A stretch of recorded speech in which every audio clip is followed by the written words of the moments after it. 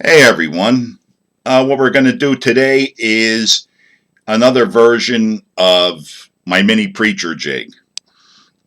In the vise we have a 1/4 ounce weedless banana head jig mold.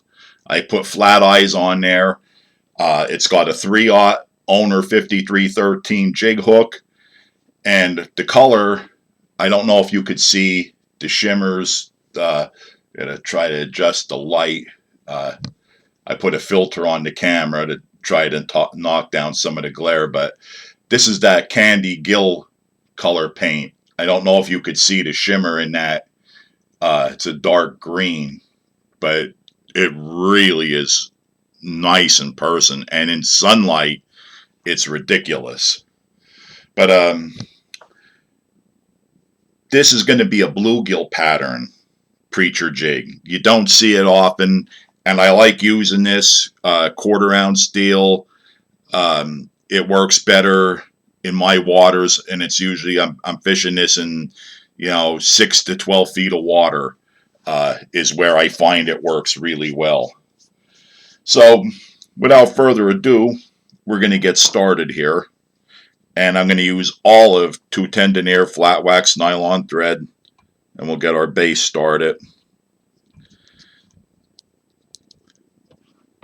And you take notice I didn't put a keeper or anything on this because this type of jig doesn't use a trailer. It's got feathers in it that act as a tail. So we got our base in, and I keep the base light because this is going to have multiple layers, so try to keep it from building up too much. And the first thing I'm going to add is some olive bucktail. And we want to line that up that it comes about 1.5 1.25 inches, somewhere in there out the back. You don't want to real far, because again, this is the preacher jigs we're all used to seeing are the real long versions, but these smaller ones are just as effective.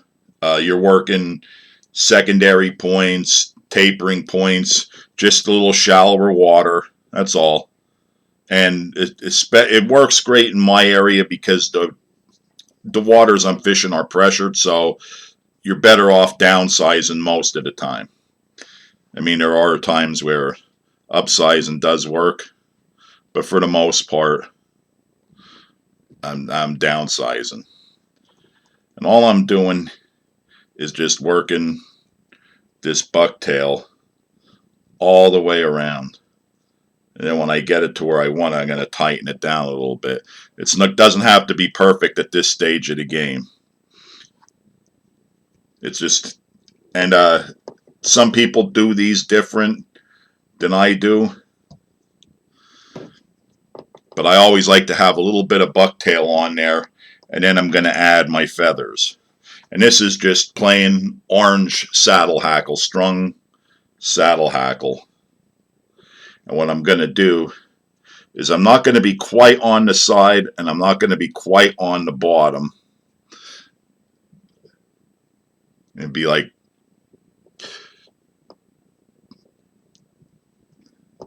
I don't know what you would call that. Not quite the bottom, not quite the side, but I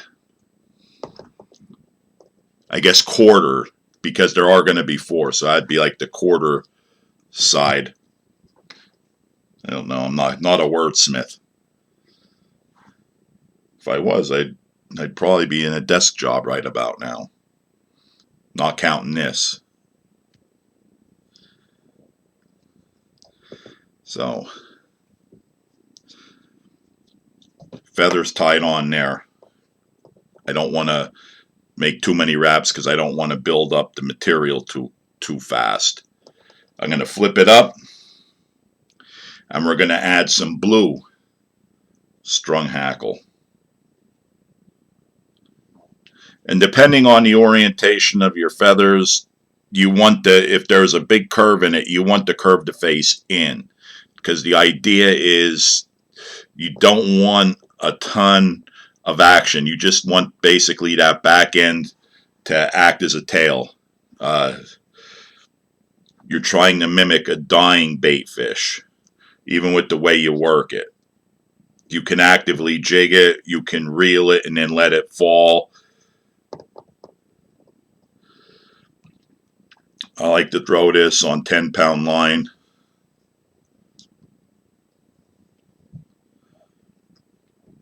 So far, I let that wrap there get loose. I have to hold my feather up and tighten it down again.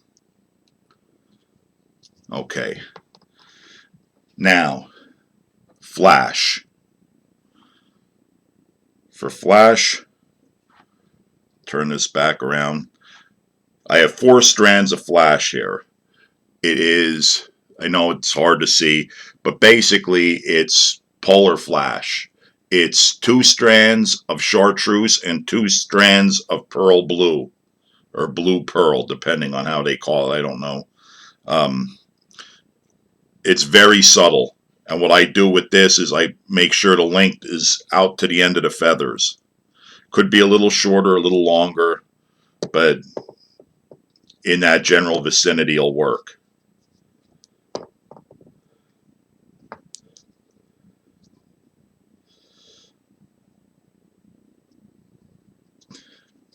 And there's our flash.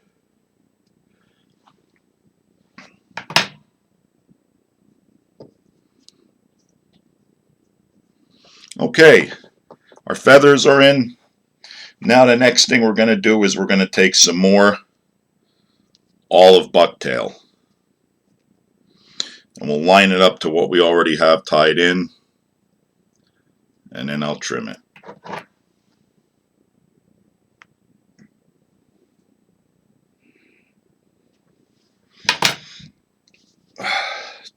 It's a little hot here. I don't know how it is where you live, but the humidity here is horrible. I feel like a wet dish rag half the time. And when you're putting this next layer of bucktail on, it doesn't have to be a lot, but you just basically want it over the sides. You don't want to go and put a whole ton of it down because we got more bucktail to add. I'm going to do some more of this, I guess, useless layers. You don't really need it. You can use all this because I've done it. Made it with just all of bucktail. But in this case, when I was doing this pattern, I decided I will throw in some extra colors just for good measure. But all you're looking for is just to put a little bit of bucktail over top of those feathers. That's all you're really looking for.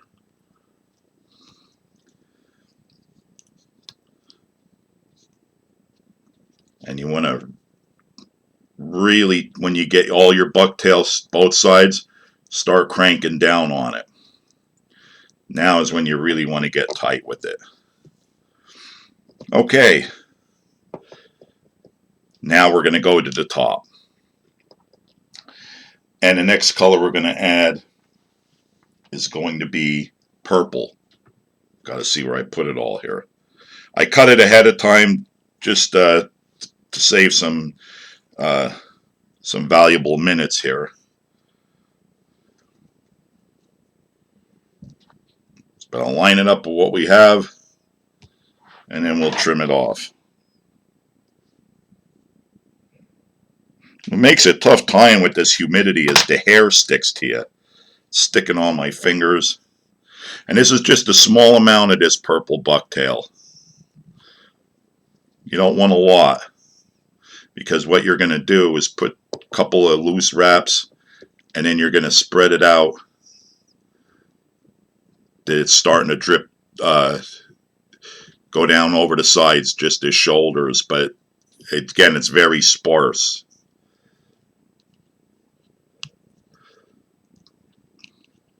Make a couple of tight wraps, and then we're going to go with blue bucktail. In the same way, just line it up with what you already have tied in.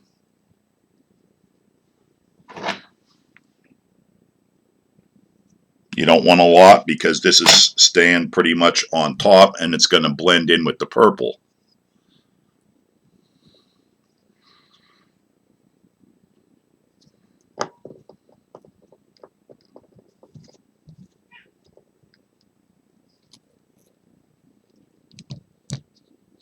And we're going to crank down on this again.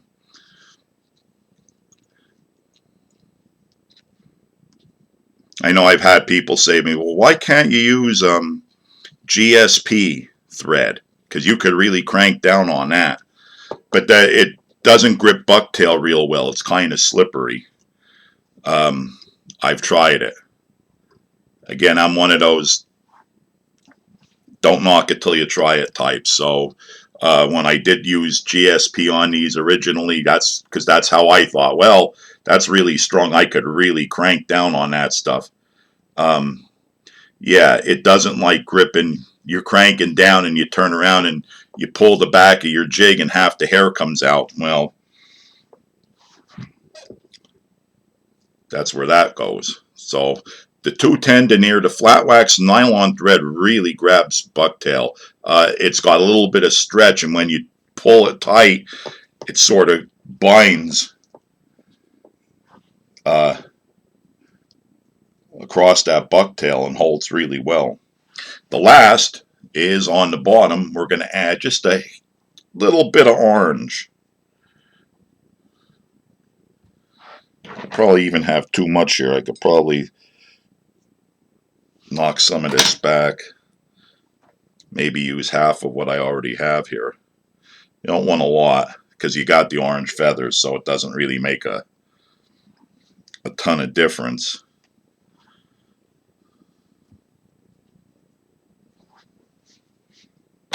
Square that up again. There we go.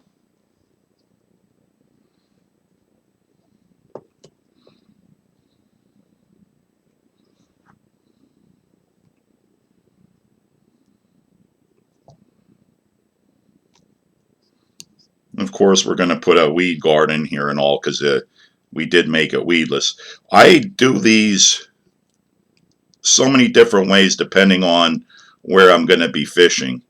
In one lake that I fish, I won't use a weed guard, and I'll use a 3/0 Mustad 32 746 hook because it's a lighter wire, and I'm going to be drilling it on 8-pound line because it's mostly rock. But when I'm throwing this where I might run into some brush, that's when I go with the owner 5313 and a full weed guard on here. That's cranked down pretty good, so we're going to whip finish it. 1, 2, 3, 4, 5, 6.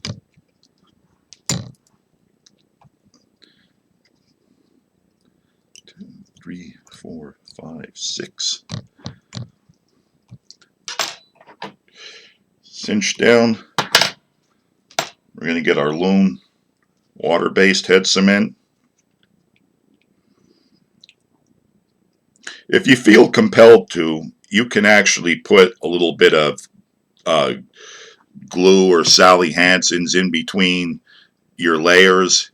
I've never ever had an issue doing it this way, so I continue to do it.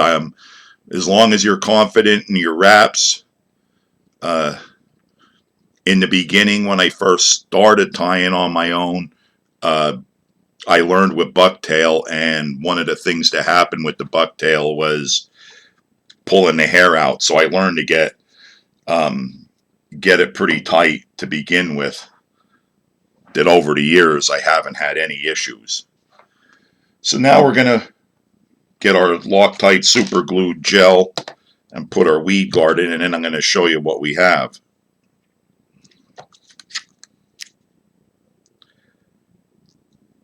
A little bit of glue.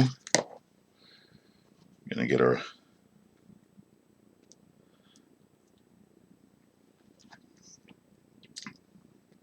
And there we have our bluegill mini preacher jig. And all it is basically is just a simple bucktail with some feathers. But this is a bluegill pattern, and originally when I did this, I'm liking this candy gill paint, but originally that was candy green. This candy gill though is really good. I'm starting to experiment with it a little bit. But there you have it. That is our mini preacher bluegill pattern. Give it a try. Let me know what you think. Thanks for watching.